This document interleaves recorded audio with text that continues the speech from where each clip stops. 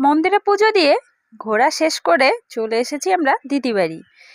মন্দির থেকে খুব বেশি সময় কিন্তু ওদের বাড়ি আসতে লাগে না, 10 থেকে 15 মিনিটের মধ্যে আমরা কিন্তু চলে এসেছি। এসে খাওয়া দাওয়া করে সবাই একটু রেস্ট নিয়ে নিয়েছি। তারপরে সন্ধ্যের পরে চলে এলাম রাস্তার এদিকে। এটা হচ্ছে ভাগ্নি। ভাগ্নি ছোট, তবুও কিন্তু কোলে আসছিল। কিন্তু ভাগনাটা একদমই কথা বলছিল না, কারো কাছে আসছিল না। ও কিন্তু প্রথমবার আমাদের সকলকে দেখেছে। ০.৫ ঘন্টার মতো সময় নিয়েছে মেশার জন্য। ০.৫ ঘন্টার মধ্যে কিন্তু ও একদম ঠিকঠাক। দেখো, এটা হচ্ছে গৌহাটি শহর। একদম মেন শহর বলবো না, কিন্তু এটা গৌহাটি। গৌহাটির মধ্যে একটু সাইডে এটাও কিন্তু শহরের মধ্যেই পড়ে। শহর এলাকার বাড়িগুলো যেরকম, ওদের বাড়িগুলোও কিন্তু ঠিক সেরকমই। রাস্তার এদিক দিয়ে একটু হাঁটাহাঁটি করছিলাম সকলে মিলে। ঘুরে ঘুরে একটু দেখছিলাম, কারণ দিনের বেলা যে পরিমাণ গরম থাকে ঘোরা কিন্তু সম্ভব নয়। আর এসেছি আমরা বিকেলবেলা। বিকেলবেলা এসে খাওয়া দাওয়া করে একটু রেস্ট করতে করতে সন্ধে হয়ে গেছে। আবার কাল সকালেই কিন্তু আমরা বেরিয়ে যাব। অলরেডি কিন্তু আমরা এখন বেরিয়ে যাচ্ছি। সকাল 7টা মতো বাজে। রেডি হয়ে সকলে চা খেয়ে আমরা বেরিয়ে গেলাম বাড়ি যাওয়ার উদ্দেশ্যে। বাড়ি যাব বলতে আমি আর দিদি যাব ও বাড়ি, মানে জেঠু বাড়ি, বরপেটা রোড। আর মা বাবা কিন্তু এখান থেকে সোজা চলে যাবে বাড়ি। ট্রেনের টাইমে কিন্তু আমরা বেরিয়ে গেছিলাম। দিদি বাড়ি থেকে স্টেশন খুব একটা দূরে নয়, আসতে কিন্তু 10 মিনিটের মধ্যে আমরা পৌঁছে গেছি। চলে এলাম কামাখ্যা স্টেশনে। কামাখ্যা স্টেশনে সমস্ত ট্রেন কিন্তু দাঁড়ায়, তাই কোনো অসুবিধা হয় না এখান থেকে যাতায়াত করতে। একই পথে যখন যাব, মা বাবা ওইদিকে বাড়ি চলে যাবে আর আমরা মাঝপথে নেমে যাব, তাই ভাবলাম একসঙ্গেই যাওয়া যাক। না হলে কিন্তু আমরা ট্রেনে করে বা বাসে পরেও যেতে পারতাম, কিন্তু না, একসঙ্গে এসেছি, একসঙ্গে যাওয়াটাই বেশ ভালো লাগবে। এমনিতেও খারাপ লাগছিল, মা বাবা বাড়ি চলে যাবে, আমি একা একা থাকবো, দিদি থাকবে যদিও।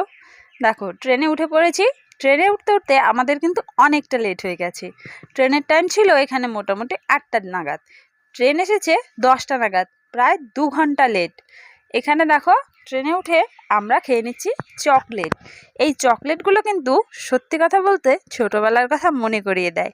ছোটোবেলায় এই ধরনের চকলেট কিন্তু আমরা সব সময় খেতাম।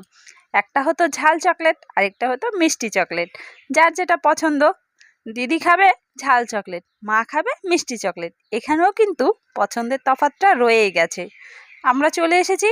আমরা এবারে ট্রেন থেকে নেমে যাব, আর মা বাবা চলে যাবে। এখান থেকে প্রায় আরও 5 ঘন্টার জার্নি কিন্তু মা বাবা করবে। 10টার দিকে ট্রেনে উঠে আমরা 1টা নাগাদ নেমে যাচ্ছি, আর মা বাবার বাড়ি যেতে যেতে প্রায় 6টা, সাড়ে 6টা বেজে যাবে। কারণ বরপেটা রোড থেকে আমাদের ময়নাগুড়ি পৌঁছতে কিন্তু 5 থেকে সাড়ে 5 ঘন্টা লাগে। দেখো, আমরা নেমে গেলাম, মা বাবা ওইদিকে চলে যাচ্ছে। সত্যি বলতে একটু খারাপই লাগছিল, কিন্তু কিছু করার নেই। দিদি তো একা একা বাড়ি যেতে পারবে না, তাই ওকে নিয়েই আমাকে যেতে হবে। আর এখানে দেখো, বাড়ি এসে চলে গেলাম একটু জমির দিকে হাঁটতে। রোদের পরিমাণ খুব বেশি, তবুও একটু গেলাম, কারণ বড়দা যাচ্ছে জমিতে আর দিদিও যাচ্ছে একটু দেখতে। দিদি বলল চল তাহলে ঘুরেই আসি। আচ্ছা ঠিক আছে চল। তবে বেশি সময় থাকবো না, যে পরিমাণ রোদ উঠেছে, রোদে কিন্তু খুব খারাপ অবস্থা সকলের। শুধু আমাদের এখানে নয়, সব জায়গাতেই কিন্তু একই পরিমাণে গরম। কি করব বলো, মানিয়ে তো নিতেই হবে। আর এখানে দেখো, লাট সাহেব ঘুমোচ্ছে। ঘুমনের অবস্থা দেখেছো? কিছুক্ষণ আগে কিন্তু আরো সুন্দরভাবে ঘুমোচ্ছিল, সেটা আমি ক্যাপচার করতে পারিনি। দেখো, এভাবে কেউ ঘুমায়? এরাই হচ্ছে আরামে রয়েছে। তারপরে দুদিন এরা দেখেনি আমাদের, একদম ব্যস্ত হয়ে গেছে। ছোটটাকে দেখেছো?